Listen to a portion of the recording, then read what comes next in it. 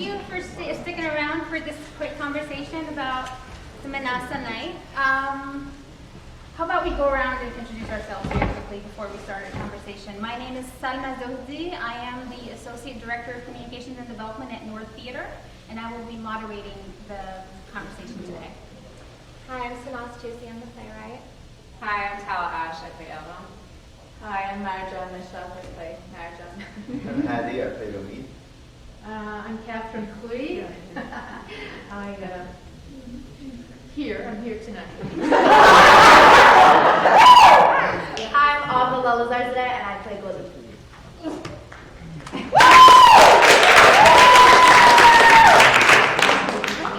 What an exciting season this is. Yeah. Right? Like, just this, I'm gonna do the rundown just for everyone to know what's been going on New York stages. But this season, 2022 has brought about a very strong season for writers of Middle Eastern, North African, and Swana descent. In New York alone, we had Selling Kabul by Sylvia Correjo Marjan, Playwright Horizons earlier in the fall, and right now, First Down by Sivan, produced by North Theater, is running at 59 theaters till Saturday. And then English by Sanaz, running through April 20th. March 20th. And where's that going? The Vagrant Trilogy by Mona Mansour is going to be opening at the public on April 8th. Noting that Mona's play with Hetty's in it too. And Amazing. Mona's play was briefly opened in 2000, and we're not going to talk about that. Cool. And Wish You Were Here by Sanaz is also going to open at Playwright Horizons on April 15th. Congratulations. Also Marjan. It's gone back to back this season. Wow. Amazing. She's very well rested. She never sees her family. That's why I look so good all the time. Also, there is an interview that was with Marjan. Check it out online. It's pretty great. But yeah, that is just that MENA plays only in New York City this season, which is pretty amazing. And for that, with the hashtag Representation Matters, the conversation today is about representation. And I would like to open the floor for everyone to just, given the lineup that I just introduced, what does representation mean right now for our community, for our artists, for our audiences, and what we think is exciting specifically about this season? I mean, I already but Sanaz, you can start. I can start, and then these brilliant people, I'm sure, will have a lot to say. It's an amazing season. I think what I love most about it is that between everyone you just listed, we're all extremely different writers. Like, I think of like Selling Kabul, which is this like taut surgical drama thriller that I literally could never write. I could never write that, and I'm so grateful for like Sylvia's existence in this world. I'm grateful for Mona, who's writing about Palestine, like something I think I'm a little scared, but I think it's going to be amazing, and I'm just grateful for her existence. And then there's me with the jokes, and I don't know. I have been thinking a lot about representation. I don't know how much I love that word anymore, because I feel that sometimes we conflate doing things perfectly with doing things truthfully, and at this point I'm trying to just be my own individual artist and just like think at this point the best thing I can do for us, and the thing I hope all artists can do for themselves, is like treat themselves as really specific, particular individual artists, and like everyone on this stage is a very specific individual artist. So that is where my mind's at right now. All right. I'll talk. I'll just say, I mean, it's actually really wonderful to hear the whole list, because nothing close to that has happened. I think there was a point in New York where there wasn't a meetup. There was, oh yeah.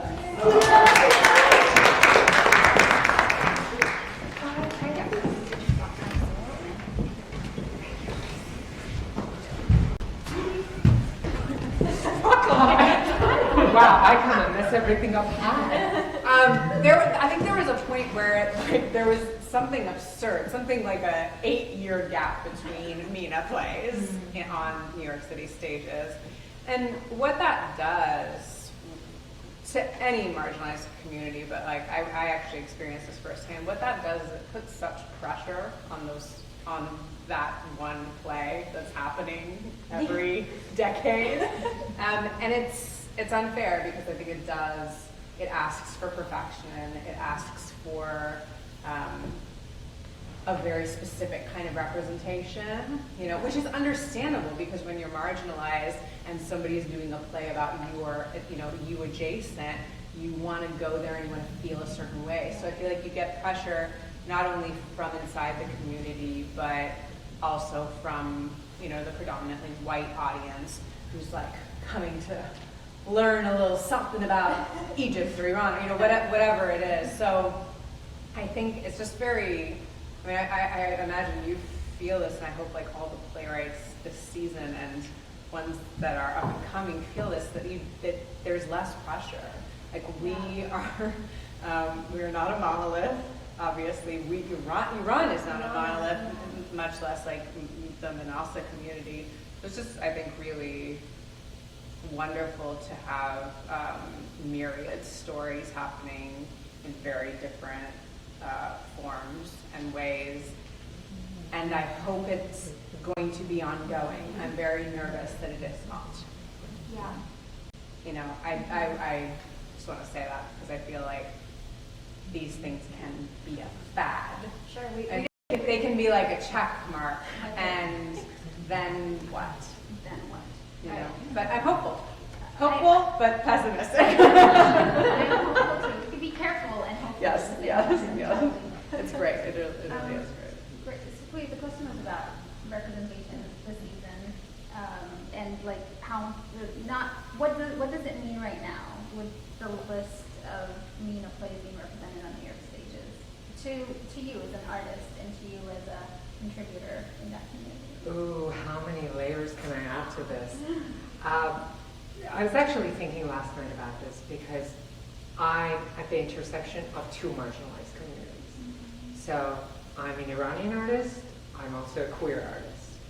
And what you were saying, when there is not a whole lot of stories, then everything has to get everything right.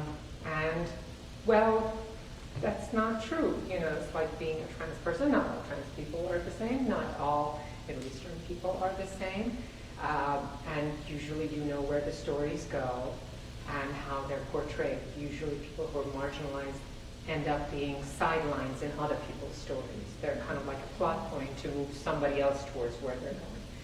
And that can be discouraging, not just to us as artists, because I'm also an activist and I look at it as people who are looking at it, because what are we telling? We're telling stories so people can see themselves, either as they are or as they hope to be. And when they don't see that, they feel like their existence doesn't matter. But while I may have the pessimism that you have, the caution that you have, I'm also old enough to know when there were no stories. So I look at change as like how tectonic plates move. They're ever moving, just extremely slowly. And 20 years ago, there was not someone like, I'm going to say my sons. There wasn't a Sanaz. And more importantly, there wasn't a venue, an interest for people who were looking to nurture, to give money and space for the story to get to where it is today. And that gives me hope, because while we're doing this, and out of all the people who grace our show every night or matinee, even if just a few of them get inspired to tell these similar stories, then that just has a ripple effect. And I take joy in the fact that we are part of something that's going to change, even though it may not happen as much as I want or in the way that I want. That's how change happens. It doesn't really care whether you're happy about it, but so far as it's happening and we're part of it, that inspires me.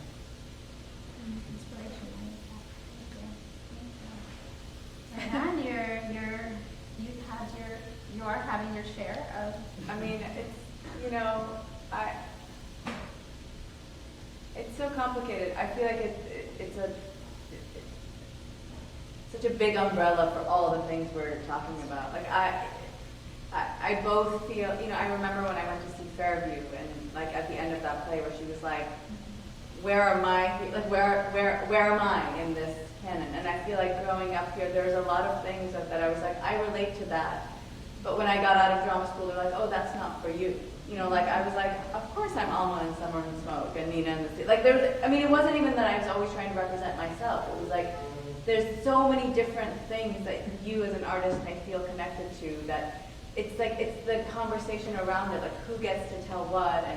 And I feel like really the thing that I'm most grateful, or one of the things I'm really grateful for this year, is that I feel like in every piece I'm in, I'm not giving anyone a lesson, even though I'm a teacher, and I'm not teaching you about some other part of the world, which I feel like we were the mouthpiece for that for so long. It's like, oh, if you did this play, and it was a Middle Eastern play, they had to like explain the history, and I always had to like say one word and then say it again in English, and I'm just like, the hope is, the more you get to do it and the more you get to fail, the better you become. And I feel like other artists have gotten a lot more chances to fail, and I feel like we feel really grateful that we get to just do it. And I think that the thing that I love about all of these plays is that I'm not otherized. Like, I don't feel separate from my audience. I don't feel separate. I'm not like in Selling Cobble. We weren't speaking with a dialect, because why should we be? We would be speaking in our mother tongue. And the opening of that, I feel like, is the most, I don't know, hopeful gesture towards not having a season where it's like, we scheduled one, but it's like, these are people. We're just people. And, and that's, if anything, what I'd like to be representing is human beings, and however it's met. Obviously it's not so simple, because a lot of people have been marginalized and locked out of it, but it's the hope that it just mixes it up, where you just get to be part of the fabric and not like a token.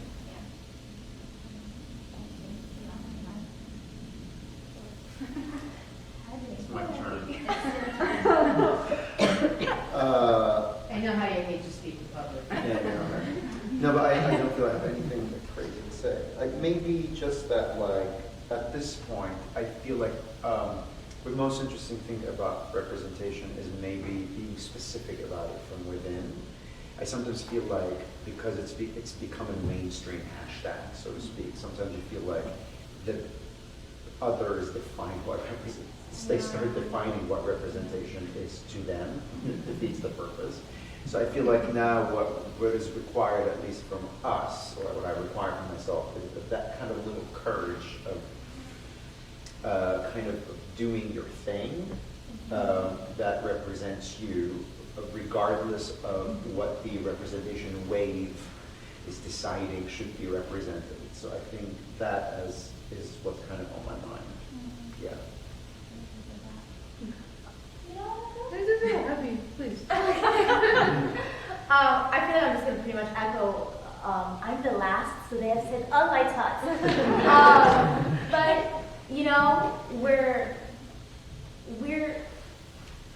we're individual people. Like, when I walk through the world, I'm not like, I am a brown person walking through the world. Like, I am Ava, I am Persian, I am Jewish, I am many things. And I would so hope that when I go onto stage or in a film, I bring all of that multidimensionality and all of that specificness to my work and to our characters. And that when somebody sees us on stage, we are not the brown person in the room. We are a character. We are a person, And I think, to testament to Sanaz's work, you see such different perspectives within a classroom of only 4 students. Goli, for example, actually identifies with English, actually finds access to herself in this Western language, whereas somebody else like Elham doesn't feel access to herself in English. So, we're not a monolith. We have myriads of perspectives and, different ethno-religious groups within the MENASA community. And I just graduated college not too long ago, and I don't feel similar to like I have been, burdened or have gone through the experiences of being like typecasted. I feel like early on, which is my career right now. I'm early on in my career, and I feel fortunate enough to have and be going out for roles that are not typecasted, which I think is like very different from the experiences you guys have had thus far. We were talking about this in the dressing room yesterday. And so I'm hopeful. I'm like, this is just the beginning, and there's gonna be more of this I think if we have anything to do with it. Yes. Yeah. Oh, I mean, it would be really wonderful if we got past a time where I feel like it's true that she's the youngest person and there's this like dated quality in the dressing room, being like, well, diversity's in. Which is like, it would be so great to move past that. I mean, I think that there's this like that was not my experience when I got out of college. So like, I hope that that phrase can go away because it's not like a thing anymore, that it's just right. Riz Ahmed wrote this really amazing article, and he was like, the Mecca, the holy land of a person of color artist is when they get to do a role that has nothing to do with their ethnicity, or like is about their ethnicity, but it's like multi-dimensional. And so I'm really looking forward to the day when similar sentiments to you, where like, this is going to be the norm, and it'll just be part of like the canon of theater, you know? Yeah, well, so, as the oldest person on this panel, one who actually did work as an actor and found it discouraging when I would go into auditions and hear, you're ethnic, but you're not ethnic enough. I've had that a lot. And having moved in the direction of play development over the years, which was just a natural thing for me, I think the two things that I would like to just mention in terms of representation and the MENASA community is development, meaning support for development, support for the creation of the stories, any damn story the playwright wants to tell. And on the other side, too, bringing this diversity of work to the educational places so that younger artists, burgeoning artists, can be aware of this work and these stories and these artists and go looking for them. You know what I mean? In other words, not just be dependent on the canon from the mid-20th century and reliant on that era in playwriting, in English language playwriting, and to be curious enough and to go out looking for these stories, to come see these plays, to have them introduced in the classroom for scene work, for theater studies, for in all these different circumstances where the work gets discussed and the specificity of the stories and the specificity of the voices is introduced to young people, so they have an idea of what's out there, and then they're going to go looking for it. That's the big thing. I think that just the awareness of all the diversity is so very, very important, and also just going back to, playwrights get to tell the stories they want to tell. And I think that, we went through a period, we've gone through a period, maybe it still exists, where writers are pressured to tell the stories that reflect the headlines, for example, or perpetuate myths about the cultures that they come from. So, just sort of pushing back on that and being part of supporting the development of new voices from the community. Thank you so much. And this actually answered my following question about playwriting and development in the room, but absolutely. And you also did some of them when you said like it's the individual artist's voice that matters and the story that they want to tell, as opposed to thinking about that outside noise of like, what should I represent? Heidi, I know I don't like, you're on stage today as an actor, but I also know you're a playwright, and I would like to pick your brain a little bit on that. Like, as a playwright, as a person who's developing plays and writing stories about your community, or writing stories, do you let the voice of that outside representation, how much does it inform choices when you're writing? It's hard to write in the void, to be honest. To be like, oh no, I'm just doing my thing. I'm sorry. I mean, that doesn't happen, you know. But like, I don't know. I think Sanaz can speak better to it, especially that we're here on the stage today. But like, there is a thing where you kind of go, I'm going to do my thing, and then there is a world that receives that thing that always comes back to you, at you. And there's positive things that come back at you from that world. It's not just always oppressive and changes your voice and tells you not to write what you want to write. But I think also there's also the which I think I would love to just throw the ball back to Sanaz, because there's the idea of accessing American audiences, right? Like I'm not Arab American really. I grew up in the Middle East, so I'm pretty much an immigrant. I came here as an adult. So a lot of like I write in Arabic and in English, and in this play, Sanaz has this incredible device of us speaking in our fast American English when we're speaking Farsi. And so there's also that kind of, right, like that you have to take care of your audiences, and when you're writing, you can't be writing just in the void. So you're writing for someone. And I'm from Lebanon. This is not a Lebanese audience, so all of these come into play, and those affect what ends up being on the page or on the stage, right? Yeah, 100%. Yeah. I feel like, and this links back to what you were saying too, Catherine, and what I'm thinking about what you're saying, Heidi, is like, and I talk about this a lot because it obviously really annoys me, but like I would say still is an expectation that when we tell a story, and we all talk about it, when you tell a story about the Middle East, it absolutely needs to center around trauma. And I have said that very crassly, that I never want to write the trauma play, but I think today I realized that this play absolutely is about a trauma. And I think a separation, good thing I said it in press. Headline. Retraction. Headline. Because I think They don't know. losing the ability to express Sanaz yourself. said that writing a trauma play makes her her dry dry heave. In the New York In Times. the New York Times, yes. Just, I did. Also, can you guys hear us? I know we're kind of speaking. No, loud. I can't. Speak up. just speak up. Oh, okay, we'll speak. Okay. I think this play, losing the ability to express yourself and feeling like a stranger in a place that doesn't want you, is a profound trauma.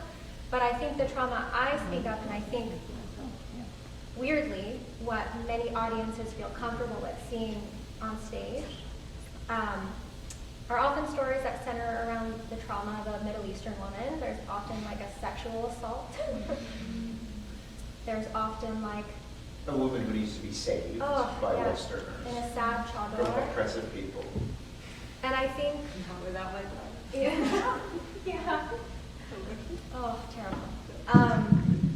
And I think like what Heidi's saying is so beautiful to me, because it's like we have to think of our audiences both ways, right? Like we have to I think like I want everyone in the audience, no matter where they're from, to have a conversation with the play. And I also know it's dangerous to put some things on stage. And I will say, especially with those trauma stories. So we have to think about our audiences, and we cannot shirk responsibility as much as we may want to. Yeah. Yeah, Thank you. Thank True. you for that. very true. Catherine, do you have anything to add in that quick? No, I just don't ever want to see you dry heave. Please, no. Okay, well, I know we only have like a couple of minutes. We're not going to go through everything, but also we answered a lot. I want to tackle language for a second. Like, just staying true to the theme of tonight's play. Also, as a person who, English is my second language, and it's oftentimes that I forget that I've been here for 8 years. Just how knowing that you are presenting a play that represents that the world of it is in a different language to an English-speaking audience. You made very specific choices that I honestly like dramaturgically in love with. But how did you come to that? Like, what were the conversations in the rehearsal room that got you there? In lens of representation, in lens of like thinking how your characters express themselves and represent themselves to the audience. Do you mean like the device? Yeah. I mean, for this one, but also when you, I mean, I don't know, wish you were here, what, like the language that are being spoken, but we have these conversations a lot in the MENA creating spaces, especially when the world is not English speaking. How did you come about these choices? How did you navigate them? I think it's this too, but for me, I was just like, this play is about how hard it is to do what so many immigrants do. And I felt like what we all from day one knew was like, the audience has to be in on every single character's pain. And for Elham, we talked a lot about like how to do that without making her like a buffoon. And for Roya was like, how do we keep her in her dignity while showing like that she feels like an idiot, you know, having to talk to her some this way. So I don't know. I'm curious what you guys. I mean, I remember in the room when we asked you, maybe Tyler, you asked this question. You know, there are questions you ask the writer in the development process that sometimes they have a firm answer about, sometimes a medium answer, sometimes they say, I don't know, which creates more, you know. And I remember someone asked you, like, oh, so when we're speaking speaking Farsi and speaking American, are we like American kind of in our behavior? And then Sanaz, before even the question, I said, absolutely yes. And I remember how firm, because Sanaz was not firm on some other answers. And so I think that was very clear to me and very helpful as that point of access again was, you know, kind of for me meant what was very clear, that when you saw us speak in our native tongue the way you see Americans speak and feel comfortable in their bodies. Right. And that is, I think, what makes this device super, super effective. Yeah. I just want to say when I first encountered the play, it's kind of like when there's an invention that you're like, how did this not exist before? Like, it felt like that to me. It felt like this is actually so obvious. How has someone done it? But I think it's because it's actually that brilliant. And it works, it communicates the thing, and it works so well in this play about language and about the ESL class that every immigrant to this country has to take. Like it just functions so well in this, but oh no, I have to take my pill. I'm gonna stop talking. That's also a great timer because we're supposed to wrap it. So sorry. But I would just like to, like, 1 maybe or 2 minutes, if anyone else has anything to add to this. No. All right, I just want to do a couple shout outs, okay? Yes. So, first of all, we haven't talked about Saban's play, First Down, which the theater that Sama and I are associated with is producing at 59 East 59. It closes on Sunday, I believe. Saturday night is the last show on. Well, but, I mean, it's really, really well done. It's a wonderful, beautiful work, and it a very moving story about becoming American. That's how it hit me. And then, of course, you know, Wish You Were Here. What are the dates for Wish You Were Here? I have first preview is April 13th. Okay, beautiful. She So says comfortable. that's Sanaz's play, Playwrights Horizons, right? And the Vagrant. When is the Vagrant? The Vagrant's first preview, I think, is April 7th at the Public, and 8th, and it runs through May 15th with a possible extension. Beautiful, beautiful. What else do we have to shout out? Well, on New York stages, I don't know, but there are any folks who are going to be in the West Coast Right. On April 8th. If you want to go see As in the Sky of Drowning in Cairo by Golden Thread Theater and directed by Sahara Steph, please go check it out.